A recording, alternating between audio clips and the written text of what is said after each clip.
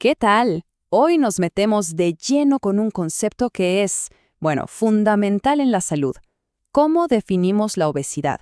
Y ojo, porque vamos a poner en duda una herramienta que ha sido el estándar por más de medio siglo. Y aquí va la pregunta del millón, ¿no? ¿Es el famoso índice de masa corporal la mejor forma de medir la salud? Piénsenlo. Por más de 50 años hemos confiado en el IMC para casi todo. Pero, ¿y si esta herramienta tuviera fallas? Fallas bastante serias que nos han estado dando una visión, digamos, un poco borrosa de la realidad.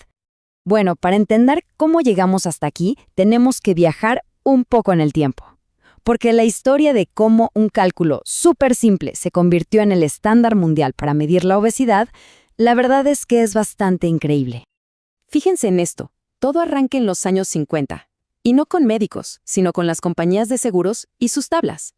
Luego, para los años 80, los Institutos Nacionales de Salud de Estados Unidos le dan su bendición, lo respaldan. Y ya en los 90, la Organización Mundial de la Salud, la OMS, lo promueve por todo el mundo. Y así fue como se convirtió en la norma que todos conocemos hoy. Y la fórmula, la fórmula es famosa por lo simple que es, ¿verdad? Es el peso en kilos dividido por la altura en metros al cuadrado. Así de fácil. Pero lo increíble es cómo esta relación matemática tan básica se convirtió en la vara para medir la salud de millones y millones de personas en todo el planeta. Pero aquí es donde la cosa se pone interesante, porque a pesar de ser tan simple, el IMC deja fuera una parte gigantesca de la historia. Cuando hablamos de la salud de una persona, lo que el IMC no ve es importantísimo. A ver, ¿cuál es el problema? Primero, el IMC es ciego, no sabe si un kilo es de músculo o de grasa. Para él es lo mismo. Segundo, no tiene ni idea de dónde está esa grasa acumulada, y créanme, no es lo mismo tenerla en las caderas que alrededor de los órganos. También ignora por completo la salud metabólica, y por si fuera poco puede fallar muchísimo dependiendo del grupo étnico de la persona. O sea, es una herramienta con bastantes puntos ciegos. Para que quede más claro, imaginen dos personas. Por un lado, un atleta de élite, puro músculo. Según el IMC, podría salir como obeso. Increíble, ¿no? Y por otro lado, tenemos a una persona mayor, con un IMC que da normal, pero que en realidad tiene muy poco músculo y mucha grasa corporal. El IMC nos diría que está bien, cuando en realidad podría tener un riesgo de salud oculto que la fórmula simplemente no es capaz de ver. Ok. Entonces, si el IMC tiene tantos fallos, ¿qué hacemos? ¿Cuál es la alternativa? Pues resulta que la comunidad científica, específicamente un grupo de la Comisión de The Lancet, está proponiendo un cambio de paradigma total, una forma completamente nueva de ver el diagnóstico. Y la nueva definición es esta. La obesidad es el exceso de adiposidad, o sea, de grasa corporal, que provoca consecuencias negativas para la salud. Y esto se mide directamente, o con cosas como la circunferencia de la cintura. ¿Ven el cambio? El foco ya no está en el peso y la altura, sino en la grasa corporal real y sobre todo en el impacto que tiene en la salud. Se trata de las consecuencias, no del cálculo. Y este nuevo enfoque nos trae una distinción que es clave. Por un lado, tenemos la obesidad preclínica.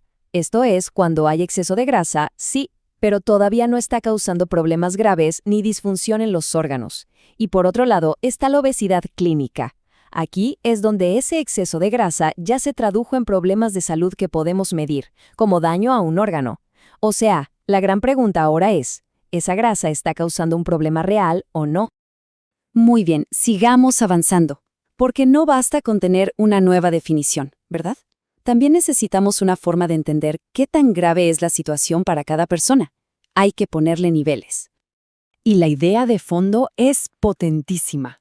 Es empezar a tratar la obesidad con la misma seriedad que tratamos a otras enfermedades crónicas. Pensemos en el cáncer o la insuficiencia cardíaca. Y esa inspiración fue lo que llevó a crear un sistema de clasificación por etapas, muy parecido al que se usa en esas otras condiciones. Ese sistema se llama EOSS por sus siglas en inglés y nos da un mapa claro para ver el impacto real de la obesidad. Va por etapas. Etapa 0. No hay ningún problema de salud relacionado. Etapa 1. Ya aparecen factores de riesgo como la prediabetes.